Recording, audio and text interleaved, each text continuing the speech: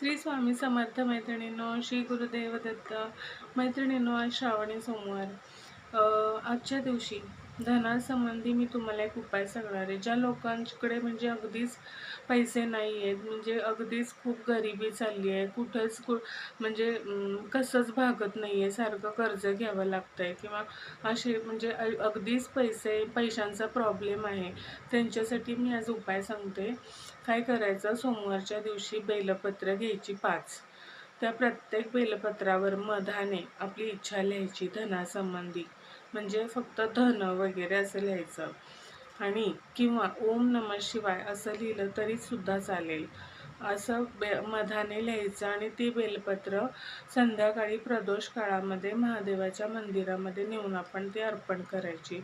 महादेवांना मनोमन प्रार्थना करायची की भगवंता प्लीज, म्हणजे मला खूपच पैशांची कमतरता जाणवते, उदरनिर्वाहापुरतं तरी माझ्या मुलांच्या शिक्षणासाठी वगैरे असं एवढं तरी धन जास्त नको, पण इतकं तरी आम्हाला मिळू द्यात, असं बोलायचं भगवंतांना. आणि तिथे एक तुपाचा दिवा लावायचा आणि घरी निघून यायचं. असं तुम्ही प्रत्येक सोमवारी करा. म्हणजे श्रावणातच करा असं नाही, तर तुम्ही अशा इथून पुढे असं एक 42 सोमवार करा.